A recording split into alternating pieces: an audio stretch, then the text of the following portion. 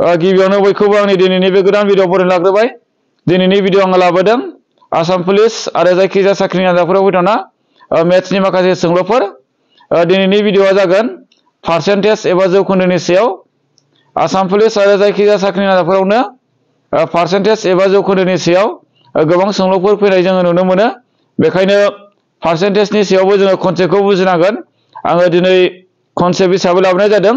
आं एसेबां माने गोराद्राय कुइसनखौ लाबोआखै, गोरलै गोरलै सोंलुफोरखौनो लाबोनाय जादों।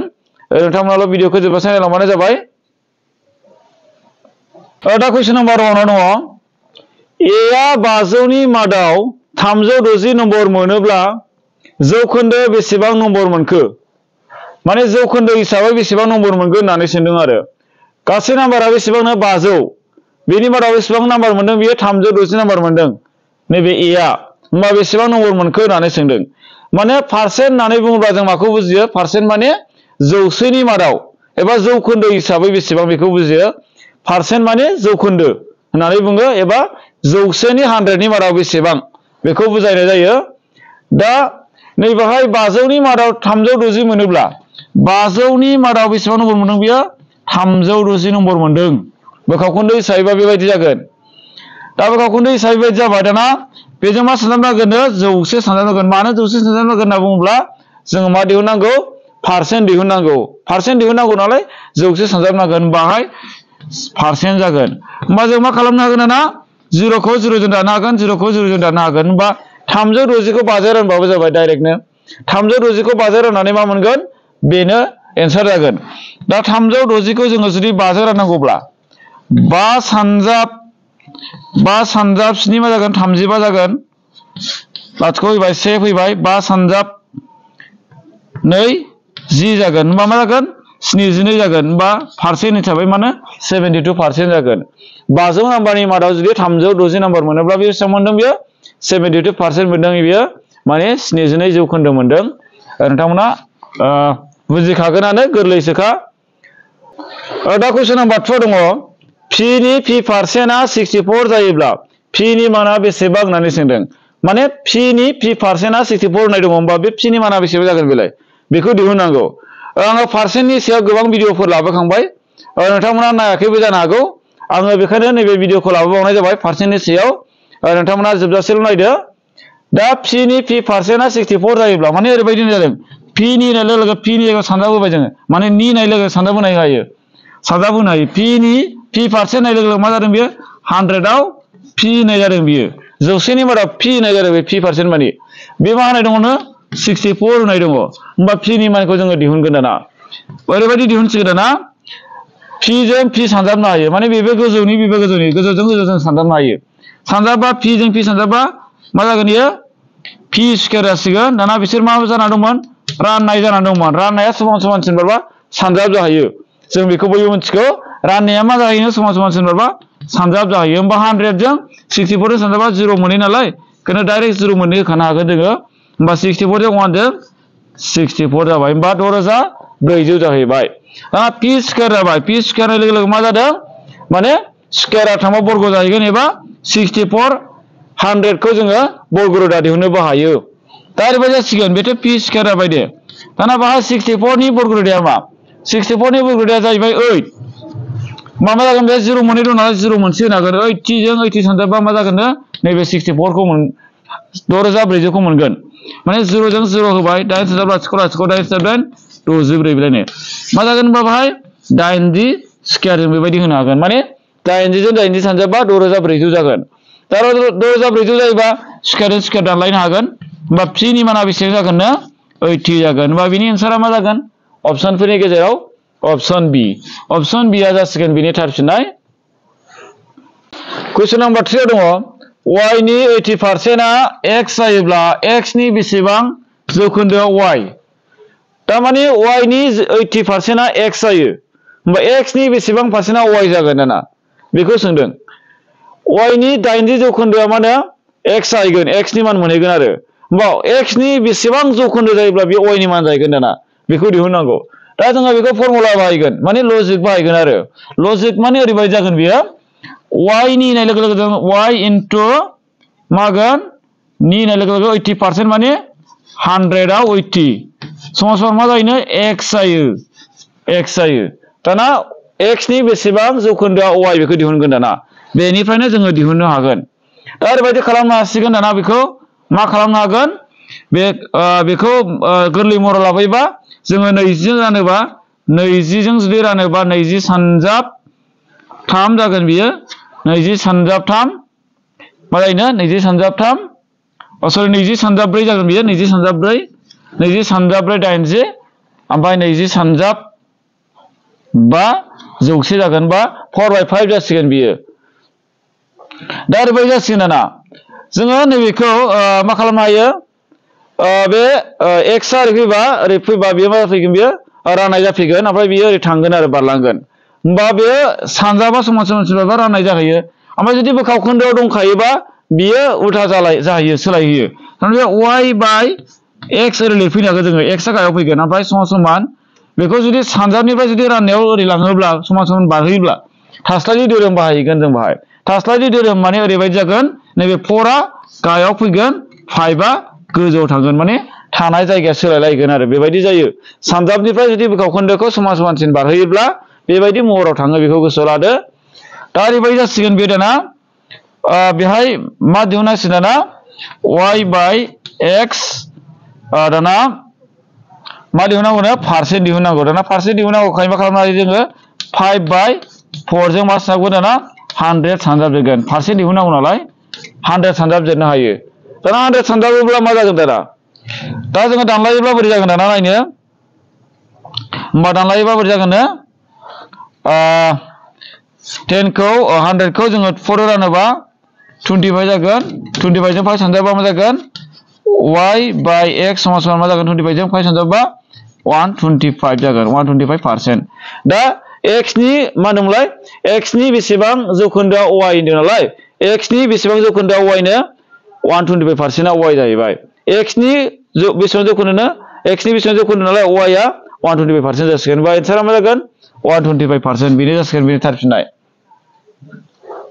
कुइसन नाम्बार 4 दङ 60 निख्रुइ 40 आ बेसेबां जौखोन्दो खम होननानै सोंदों माने 60 निफ्राय 40 आ जौखोन्दो हिसाबैब्ला बेसेबां जौखोन्दो खम जागोन ओरैनोथ' 60 निफ्राय 40 आ बेसेबां 20 खम होमब्ला 20 खम जायोबा बे जौखोन्दो हिसाबै बेसेबां खम जागोन नालाय बेखौ दिहुननांगौ आरो बेबायदि गोरलै कुइसनानो फैयो मालाबा समाव माने कनफिउज जायो बोरै खालामनो फर्मुलाफ्रा बोरै बेखायनो नोंथांमोना नायनानै बुजिनो लाबानो जाबाय जुदि खम होनाय लोगो लोगो जों मा खालामगोन आरो बारा होनोब्ला जों मा खालामगोन बे जायो दा 60 निख्रुइ 40 आनो नालाय 60 निख्रुइ ओरैनोथ' जोंना 40 आ बेसेबां खम 20 खम दाना जों बेखौ पारसेन्टआव लांनांगौ होमबा जों ओरैबायदि खालामगोन 60 निख्रुइ होमबा बेसेबां खम 20 खम बेखौ जोङो डाइरेक्ट सानजाबानो जाबाय जौसे सानजाबानो बेनि एन्सारखौ मोनसिगोन पारसेन्टआव लानांगौ नालाय बेखायनो बेबायदिल' खालामबा जाबाय खम होननाय लोगो लोगो जों माइनास खालाम 60 निफ्राय 40 माइनास खालामबा 20 मोनगोन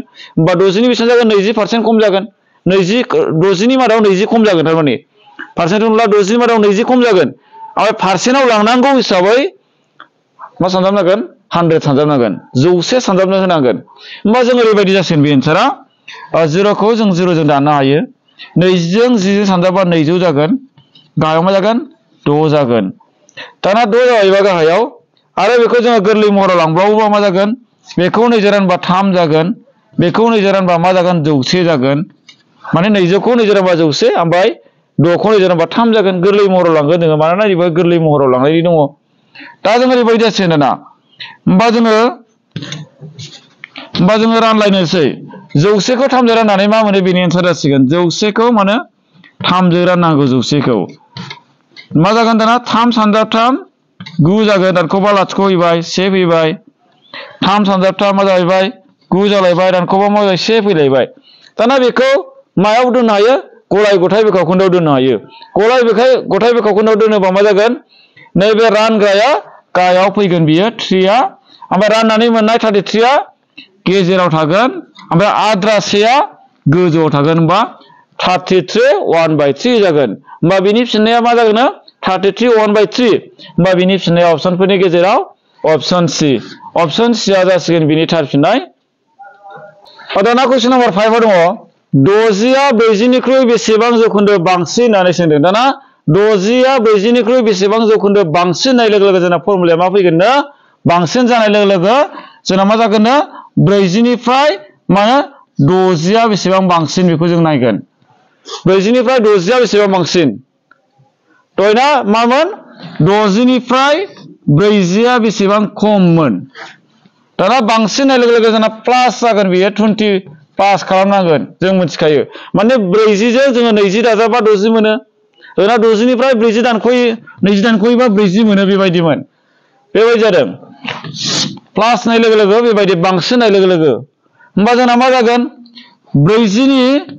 40नि मादाव 60आ एसे बांसिन 20 बांसिन बेबायदि जागोन 40नि मादाव 60आ 20 बांसिन होनोबा जों फिसासिनखौ लिरनांगोन बाहाय ओमफ्राय खमसिन होनोबा जोङो 60खौ लिरदोंमोन दहायो होमबा सानजाब 100 सानजाबानो जाबाय होमबानो बेयो पारसेन्टआव थांबाय दाना जों बेखौ दानलायलायनानै मा जायो बेनो एन्सार जासिगोन नोंथांमोना बुजिबाय जानो हागौ बांसिन होननाय लोगो लोगो जों मा खालामनांगौनो आं खेबसे बुंबावनो 40निफ्राय 60 होननाय लोगो लोगो जोङो 40निफ्राय 60 दाजाबनांगौ 60 मोननो थाखाय 20 प्लास खालामनांगौ होमबा 40नि मादाव माने 20 बांसिन माबाया 60आ 20 बांसिन थ' दा 60नि मादाव 40आ 20 खममोन बेबायदि जागोन एन्सारा दा ओरैबायदि जासिगोन दाना बे 0जों 0 दाननो हायो जोङो होमबा 220जों मा होनो 20खौ 4जों रानखाबाबो जाबाय 20खौ 4जों रानबा 5 मोनबाय 5जों 10 सानजाबा मा जाबाय बेयो 50 जाहैबाय होमबा मा जागोन 50%आनो बांसिन थारमाने 50%आनो बांसिन 60आ 40निख्रुइ मा होनो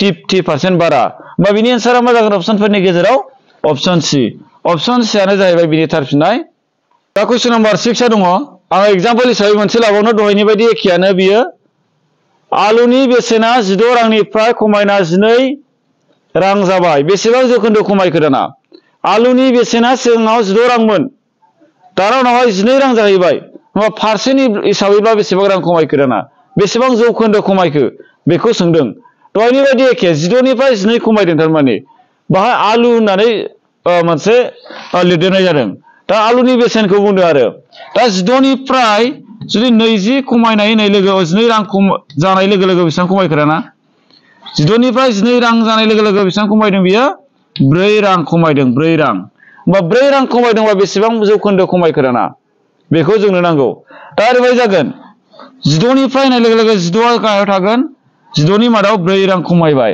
होमबा इनटु जोङो मा खालामदो 100 जों सानजाबदो होमबानो जोङो बिनि पारसेन्टखौ मोनसिगोन दाना ओरैबायदि जासिगोन जोङो मा खालामनो हासिगोन दाना बेखौबो जोङो माजों राननो हागोन बेखौ 4 जों रानोबा 4 मोनगोन बेखौ 4 जों रानोबा 25 मोनगोन दाना 25 जों 4 सानजाबबा 4 खौ 4 जों दाननो हाबाय नै 4 खौ 4 जों दाननो हाबाय डाइरेक्टनो होमबा मा जागोन 25 थाबाय होमबा मा जाबाय 25% जाहैबाय 25% खमायनाय जाहैबाय आरो 25 जौखोन्दो खमायबाय होमबा फिननाया जागोन अपसनफोरनि गेजेराव अपसन बि आ जाहैबाय बिनि थार फिननाय कुइसन नाम्बार 7 आ दङ जुदि x नि 90% आ 315 किल'मिटार जायो अब्ला x नि माना जागोन होननानै सोंदों माने x नि 90 जौखोन्दोआ 315 किल'मिटार अब्ला x नि माना मा जागोन बेखौ दिहुननांगौ x नि मानखौ दिहुननांगौ होमबा जोङो फर्मुलाया ओरैबायदि आङो सिगांनिफ्राय बुंबाय थादों x नि होननाय लोगो लोगो x सानजाब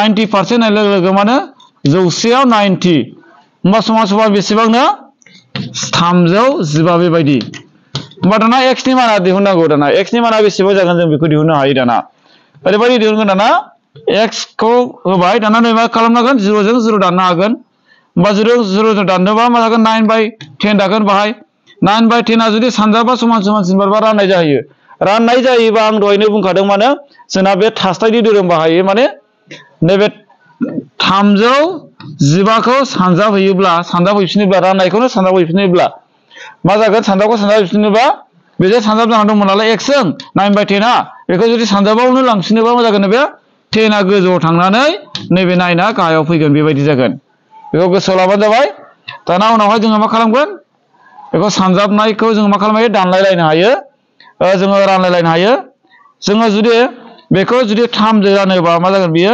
100 मा जागोन बियो 105 जागोन जुदि बेखौ 3 जों रानोबा मा जागोन बियो 3 आनो जागोन आरो जोङो बेखौ रानबावनो हागोन नामा जोङो बेखौ रानोबा मा जागोन बियो 105 खौ जुदि 3 जों रानोब्ला जुदि मा जागोन बियो 3 सानजाब 3 9 3 सानजाब 5 15 जागोन मा जागोन बियो 35 जागोन 35 जों 10 सानजाबा मा जागोन बियो 350 जाहैगोन बियो होमबा एन्सारा मा जागोन 350 होमबा बिनि फिननाया जाहैबाय अपसनफोरनि गेजेराव अपसन बि अपसन बि आ जाहैबाय बिनि थार फिननाय ओरैबायदि दानलायलायनायखौ जों रोंनांगोन माने मोननैखौबो एखे अनजिमाजों रानलायनो हायो गोजौ गाहाय जोङो दानलायनो हायो माने 315 खौबो जोङो माजों रानदोंमोन 3 जों रानदों 105 मोनदों ओमफ्राय मा रानदों डाइरेक्टनो 9 खौबो 3 जों रानबा 3 मोनदों ओमफ्राय 105 खौ 3 जों रानबावबाय 35 मोनबाय 35 जों 10 सानजाबा 350 जाबाय डाइरेक्टलि 315 खौ 9 जों राननानैबो 35 डाइरेक्ट मोनगौमोन जोङो